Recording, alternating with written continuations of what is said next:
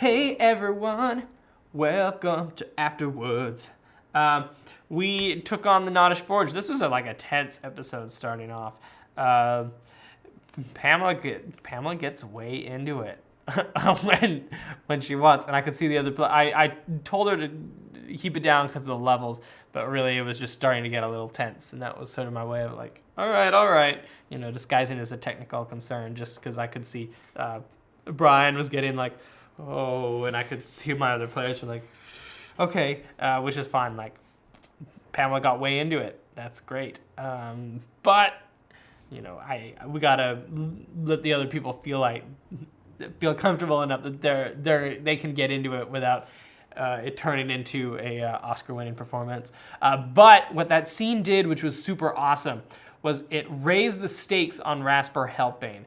Rather than just, hey, we got to free this guy because it's our duty. It made it personal about the characters. It made it about Christine. This was no longer about Rasper and the rest of the party freeing some guy. It was about Rasper proving to Christine that he can be trusted and that he's a good guy, and that, when Christine trusts him with something, when she leaves him to his own devices for an afternoon, he's not going to go and start some criminal empire in Merrington. Whether or not he has, we don't really know. But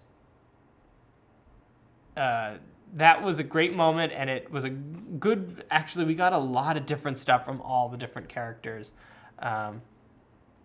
Just building up that drama and really letting these people who are different be different, but still find a way to have common goals and still find a way at the end to be a party that didn't result in PvP or anything like that. So I was really, really proud of them for that. And we got to have a great moment. And like I've always said, the best moments are where I can just take a step back and be like, you guys run your show. I'm going to sit here and drink my hot chocolate.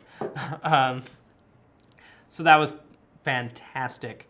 Then we actually got into it, and they were doing all these jokes about Garay and 50 Shades of Garay 2. And I had Garay planned. I wanted to bring him back because, again, these couple episodes are about re-examining things in the past, but sort of bringing them into a new light.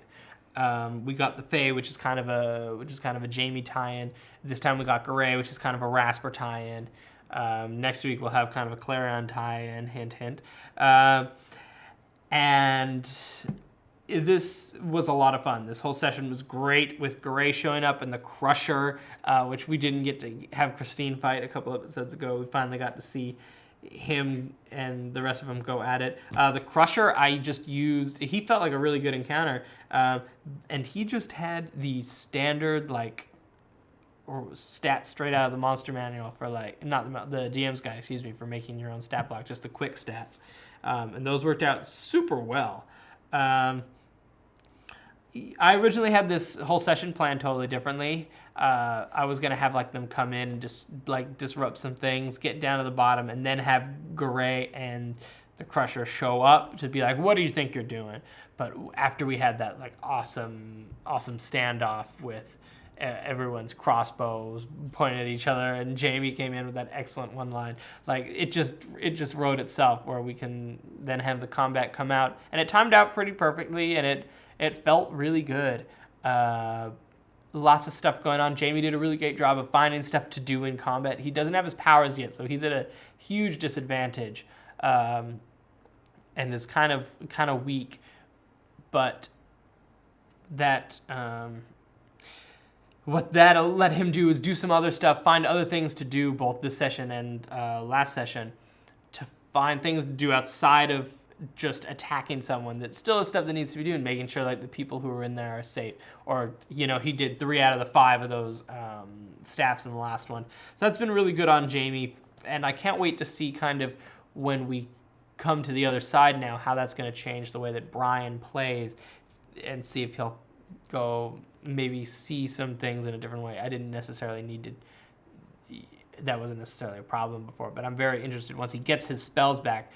I'm hoping that maybe it'll give him some creative problem solving.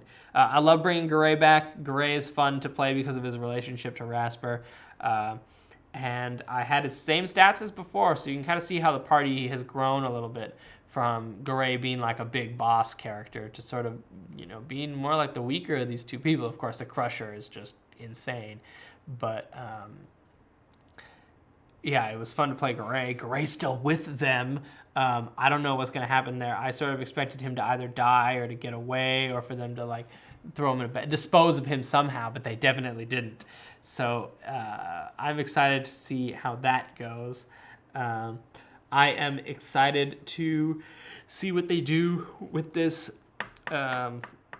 mysterious forge, this mysterious smith, this Mr. Smith, Agzi Hayag, who we named by each picking a letter at a time. Yeah, I'm excited to see what happens with him because he could be a valuable asset, but the problem is, really, if they keep him on retainer, if they can't really keep him on retainer, he can't really do anything that he doesn't want to, because otherwise they're going to be just as bad as the people that they freed him from. So that'll be very interesting to see exactly how that works out, especially with the language barrier there, and whether or not he even wants to keep making weapons. And that'll be a fun conundrum to play. I don't know even when we're going to get to it, because we have an amazing, awesome jam-packed next couple of sessions, and I couldn't be more excited. Are you excited? Tell me what you think. I love hearing your comments and just talking about this game that I love. So talk to me if we're still trying to get more. We have I think 2 Threshold games now that are starting to pick up and run outside of this one. So I guess there's 3 total.